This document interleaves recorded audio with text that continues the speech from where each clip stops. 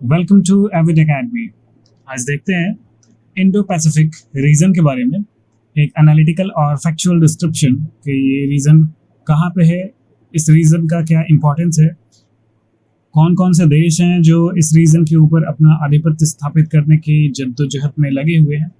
तो ये देखेंगे, ये है हमारा वर्ल्ड का मैप। पूरा तो नहीं है पर आधा है। ये है हमारा इंडिया, जिसका मैप काफ़ी हद तक सही है। और इधर हो गया चाइना, ये है साउथ चाइना का रीजन, साउथ चाइना सी। इधर हो गया पैसिफिक ओशियन, ये है अमेरिका। और ये है ऑस्ट्रेलिया, ये है हमारा इंडियन ओशियन। यही है इंडो पैसिफिक रीजन। तो ये इंडो पैसिफिक रीजन के बारे में हम लोग देखते हैं कि इसका क्या स्ट्रेटेजिक इंपॉर्टेंस है। अभी कुछ ही दिन पहले चाइना ने एक नया इनिशिएटिव लॉन्च किया है जिसका नाम दिया है द ग्लोबल सिक्योरिटी इनिशिएटिव। और इसके बारे में कहा है कि ये हमने क्वाड के अपोज में क्वाड को काउंटर करने के लिए एक इस इनिशिएटिव को लॉन्च किया है। तो पहले समझते हैं कि ये ग्लोबल सिक्योरिटी इनिशिएटिव है क्या। तो इसमें इसका जो पर्पस है वो चाइनीज प्रेसिडेंट के अनुसार वर्ल्ड को सिक्योरिटी प्रमोट करने के लिए, यूनिलेटरलिज्म को अपोज करने के लिए। यूनिलेटरलिज्म मतलब किसी एक ही देश का आधिपत्य स्थापित होना, किसी एक ही देश का संप्रभुता होना, इसको अपोज करना। ग्रुप पॉलिटिक्स को अपोज करना, जिसमें कुछ देश द्विपक्षीय या त्रिपक्षीय मिलकर के एक ग्रुप बना ले रहे हैं सिक्योरिटी का, मिलिट्री का, इसको अपोज करना। इस नाम से ग्लोबल सिक्योरिटी इनिशिएटिव करके चाइना ने एक नया इनिशिएटिव को लॉन्च किया है। और इसमें क्या क्या प्रोमिसेस है, क्या क्या इसके चार्टर है, क्या क्या कमिटमेंट है, ये जिपिंग भैया ने बोला है कि इसमें हम सभी देशों की सोवेरेंटी का और टेरिटोरियल इंटीग्रिटी को रेस्पेक्ट करेंगे, मानेंगे कि किस देश का कौन सा टेरिटोरियल रीजन है, उसके ऊपर हमारा हस्तक्षेप नहीं होगा। यूएन के चार्टर को हम लोग मानेंगे। यूएन के चार्टर को सभी देश के जो भी सिक्योरिटी कंसर्न्स है उसे हम काफ़ी लेजिटिमेट तरीके से डील करेंगे। किसी भी देश में कोई भी एकदम मारपीट कुछ भी नहीं करेंगे, पीसफुली डिफरेंसेस को रिजॉल्व करेंगे। और ट्रेडिशनल हो या नॉन ट्रेडिशनल हो, किसी भी तरह का जो सिक्योरिटी है वो मेंटेन करेंगे। ठीक है, ऐसा इन्होंने प्रॉमिस किया है, इसमें से कोई भी सही नहीं है। सोवेरेंटी और टेरिटोरियल इंटीग्रिटी का बात जहाँ तक है, तो सुबह उठ करके कभी इनको लगता है कि ताइवान जो देश है सो मेरा है, इसको इसके ऊपर कब्जा कर लेते हैं। कभी मैप नया निकाल देंगे जिसमें अरुणाचल प्रदेश को चाइना के अंतर्गत दिखा देंगे। तो ये सारा प्रॉब्लम है। और कागज पे जो होता है वो प्रैक्टिकल कभी होता नहीं है। तो यूएन को हम लोग देख ही रहे हैं कि यूएन, यूनाइटेड नेशंस, किस तरह से अभी यूक्रेन का कितना ज़्यादा सहायता किया है इसने, किस तरह से हमला होने पे सभी देशों को जोड़ करके इसने वहाँ पे मिलिट्री का पूरा भेज दिया और उस देश को बचा लिया। तो यूएन का चार्टर और यूएन ही जाने। फ्री नेविगेशन का और उस पर से जो फ्लाइट का आवागमन है, इसके लिए ये एक थ्रेट के रूप में। तो ये इंडो पैसिफिक रीजन इतना ज़्यादा फोकस का विषय क्यों है? ये जो रीजन है इसमें टोटल लगभग 38 देश आ जाते हैं और वर्ल्ड का 65% पॉपुलेशन इसी रीजन में रहता है। वर्ल्ड के टोटल जीडीपी का 63% इसी रीजन से आता है। तो एरिया तो इम्पोर्टेंस का है। Indo Pacific also covers the eastern boundaries of Africa which has wealth of natural resources. अभी हम लोगों ने देखा इस मैप में, ये यहाँ पे हमारा इंडिया है और ये जो है ये अफ्रीका का मैप है, ये अफ्रीका से सटा हुआ है। तो इंडो पैसिफिक रीजन जो है वो अफ्रीका के ईस्टर्न बाउंड्री को टच करता है और अफ्रीका यहाँ पे प्लेथोरा ऑफ नेचुरल रिसोर्सेस है। तो एक पॉइंट ये भी है। उसके बाद फिर इस रीजन में काफ़ी सारे छोटे छोटे आइलैंड नेशंस है। ठीक है, काफ़ी ज़्यादा आइलैंड होने के चलते ये एक इकोनॉमिक एक्टिविटीज़ के लिए भी बहुत ही मायने रखता है। फिशिंग हो गया या फिर एनर्जी रिसोर्सेस हो गया या जनरेशन ऑफ रिन्यूएबल एनर्जी हो गया, इन तीनों चीज़ों के लिए ये जो रीजन है वो काफ़ी ज़्यादा महत्व रखता है। एनर्जी रिसोर्सेज मतलब यहाँ पे जो सी बेड है उसमें नेचुरल गैस और ऑयल का भंडार है, तो इसलिए भी ये रीजन जो है सो काफ़ी इंपॉर्टेंस का है। तो 3 पॉइंट, एक आवागमन को लेकर के, दूसरा वर्ल्ड के जीडीपी का 63% यहीं से होने के कारण, फिर है अफ्रीका के साथ बाउंड्री होने के कारण, और अलग अलग इकोनॉमिक एक्टिविटीज़ को प्रमोट करने के कारण ये जो रीजन है वो हमेशा इम्पोर्टेंस में रहता है और सभी देश इस रीजन के ऊपर अपना पावर, अपना आधिपत्य स्थापित करने के चेष्टा में लगे रहते हैं। ठीक है, इंडिया चाइना का टसल हमेशा से चलते रह रहा है।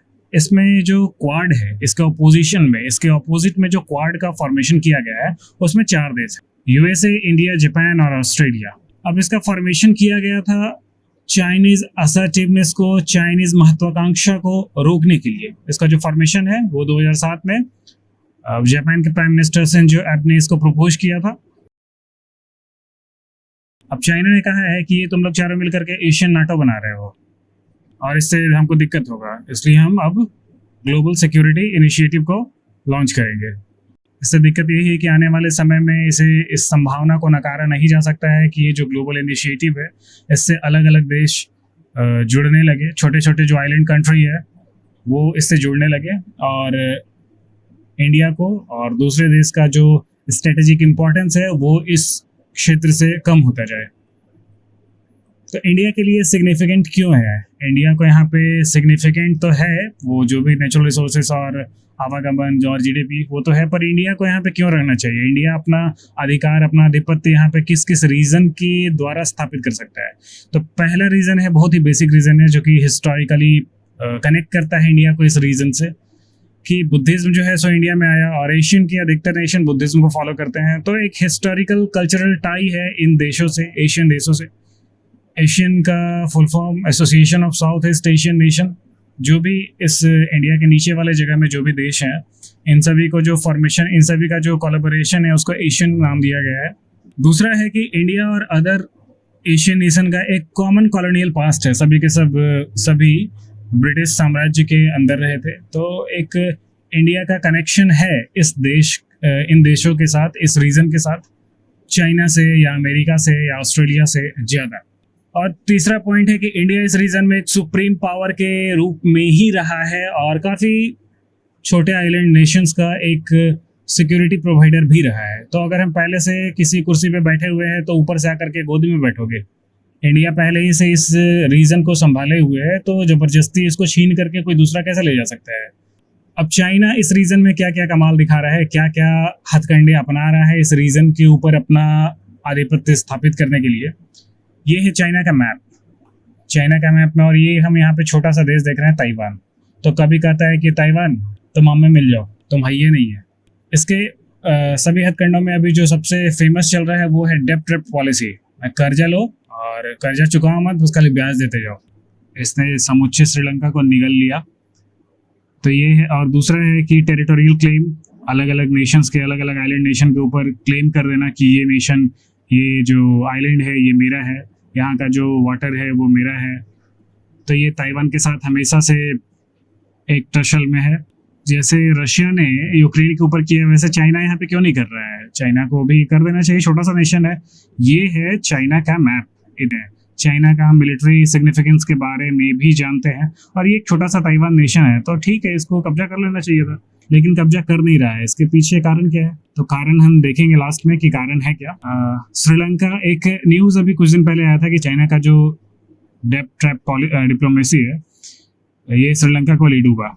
पैसा फेंको और इतना ज़्यादा कर्ज दे दो कि उसका जो इंटरेस्ट है वही चुकाने में देश का पूरा इकोनॉमी ही चौपट हो जाए। तो टेरिटोरियल क्लेम इंटरनेशनल वाटर के ऊपर जो चाइना करता है, इसमें एक ज़्यादा सिग्निफिकेंस का जो एरिया है वो है साउथ चाइना सी। साउथ चाइना सी यहाँ पे है, एक हम बड़ा मैप में देखते हैं, ये है इंडिया और यहाँ से ये एक बाउंड्री क्रिएट कर देता है। उसके बाद आता है ये साउथ चाइना सी। तो ये एक बाउंड्री क्रिएट कर देता है और उसके बाद फिर आ जाता है साउथ चाइना सी। अब इसको हम लोग देखें, ये साउथ चाइना सी जो घिरा हुआ है वो देश हैं ब्रूनी हो गया, इंडोनेशिया हो गया, फिलीपींस हो गया, वियतनाम हो गया, कंबोडिया हो गया, सिंगापुर। ये सारे देश साउथ चाइना सी को घिरे हुए हैं। अब चाइना यहाँ ऊपर से आता है और कहता है कि हम पूरा का जो पेट्रोल और नेचुरल गैस ये सब है वो सब निकाल करके हम बेचेंगे, हम ले जाएंगे, एरिया जो है मेरा है। तो ये सभी देशों के बीच और ये चाइना के बीच में एक टसल जारी है। अब चाइना के लिए ये जो रीजन है ये इंपॉर्टेंस इसलिए है कि चाइना का टोटल एनर्जी इंपोर्ट का 80% इसी रीजन से आ रहा है।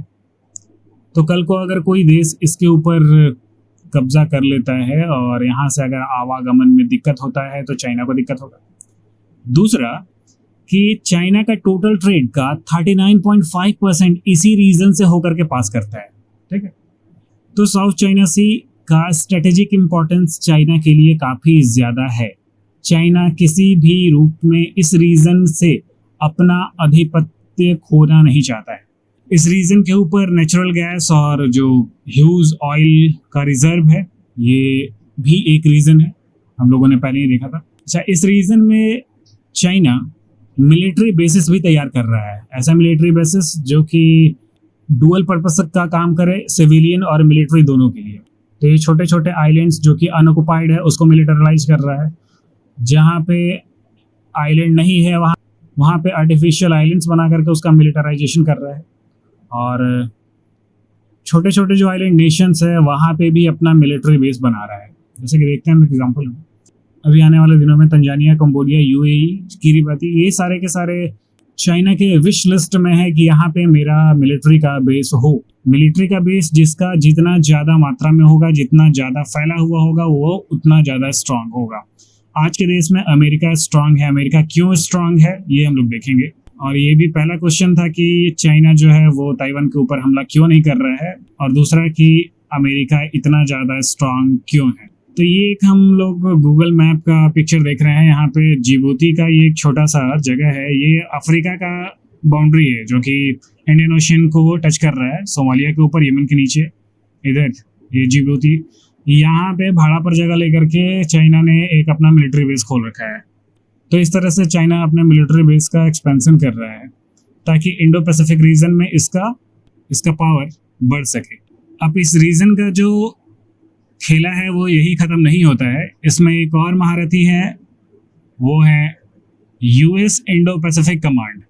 ये 1958 में बना था और ऑल ओवर वर्ल्ड का सबसे पुराना एक मिलिट्री कमांड है। पूरे अर्थ का 52% एरिया इसके कंट्रोल में है। 2,60,000 किलोमीटर स्क्वायर एरिया को ये कवर करता है। एक मैप के माध्यम से हम लोग देखते हैं कि ये कितना एरिया में है। ये जो भी गोल गोल बना हुआ देख रहे हैं ब्लू कलर्स में, ये अमेरिका का मिलिट्री बेस है। ये जापान में मिलिट्री बेस है, ये साउथ कोरिया में, इधर ताइवान से बगल में हो गया, मलेशिया में, एक इंडियन ओशन में। तो ये सारे जो भी रीजन है यहाँ पे अमेरिका अपना मिलिट्री बेस ऑपरेट कर रहा है, जिसमें कि 3,50,000 से ज़्यादा सोल्जर्स अपने लड़ाकू विमान के साथ, अपने नेवल बेसिस के साथ मौजूद हैं। अब इस रीजन में जब अमेरिका और चाइना का क्या दोस्ती है पूरा जग जाहिर है। इस रीजन में जब ताइवान के पास आता है तो इधर से अमेरिका कहता है कि ठीक है, हम भी तैयार हैं तुमको सपोर्ट देने के लिए। तो केवल न्यूज़ में ही ये बात आ जाना है कि America is with Taiwan, China पीछे। पूरी दुनिया में अमेरिका के बाहर 750 मिलिट्री बेसिस ऑपरेट कर रहा है अमेरिका। तो ये मामूली बात नहीं है। अपने देश से हट करके पूरे विश्व में जो भी जगह है वहाँ पे एक मिलिट्री बेस खोल देना, मिलिट्री बेस का संचालन करना, मिलिट्री बेस का ऑपरेट करना, देश तो अपने आप स्ट्रांग बनेगा। ये एक मैप है जिसमें कि अमेरिका का जो वेस्ट पैसिफिक जोन है, अमेरिका का, इंडिया का जो ईस्ट है वो अमेरिका का वेस्ट है। तो इस रीजन में अमेरिका का जो पावर है उसका एक डाटा देख सकते हैं। अच्छा, बात अभी यही खत्म नहीं हुई। इस रीजन में एक और खिलाड़ी है, वो है ऑकस। इसमें क्या हुआ कि ये ट्रिपल अलायंस है, ट्रिपल सिक्योरिटी पैक्ट है, जिसमें कि ऑस्ट्रेलिया, यूनाइटेड किंगडम और अमेरिका, ये तीनों मिलकर के एक सिक्योरिटी पैक्ट का फॉर्मेशन किए हैं जिसका नाम दिया गया है ऑकस। इसके अंदर अमेरिका और यूके दोनों मिलकर के ऑस्ट्रेलिया को न्यूक्लियर पावर्ड सबमरीन्स प्रोवाइड करेंगे। ऑस्ट्रेलिया और चाइना का भी रिलेशन ठीक नहीं है, ऑस्ट्रेलिया भी चाइना को अपोज करता है। तो ऑस्ट्रेलिया एक बंदूक चलाने का जगह के रूप में उभर करके आया है, जिसका इस्तेमाल बखूबी रूप से अमेरिका करना जानता है। तो अमेरिका और यूके मिल करके ऑस्ट्रेलिया को न्यूक्लियर पावर्ड सबमरीन्स का प्रोवाइड करेंगे इस पैक्ट के तहत। यूएस पहले से ही यूके के साथ 1958 से ये जो न्यूक्लियर प्रोपल्सन टेक्नोलॉजी है इसको शेयर कर रहा है, और ये अब ऑस्ट्रेलिया के पास भी आ जाएगा। ऑस्ट्रेलिया के पास आने से इस रीजन में अमेरिका का, यूके का जो पावर है वो बढ़ जाएगा। अब एक रीजन में अगर आप न्यूक्लियर पावर सबमरीन लेकर के घूम रहे हैं तो अगले देश को कुछ किसी तरह का वहाँ पे अपना प्रोजेक्ट लगाने में या उस देश से, उस जगह से किसी तरह का कोई एक्सट्रैक्शन करने में निश्चित रूप से दिक्कत होगा। तो यही तीनों को लेकर के ये जो अमेरिका का जो वहाँ पे नेवल बेसिस है या ऑकुस है, या इंडिया का जो सपोर्ट और प्रोजेक्ट्स एशियन देशों में चलते रहता है, इन सभी के खिलाफ चाइना ने इस global initiative, global security initiative को लॉन्च किया है। ये न्यूक्लियर पावर्ड सबमरीन्स का एक पिक्चर। थोड़ा सा फन फैक्ट देख लेते हैं। 2000 ये है इधर विनी द पू कैरेक्टर, पहले अभी से 10 साल पहले 2004-5 में DD2 पे भी ये कार्टून आता था, DD मेट्रो पे।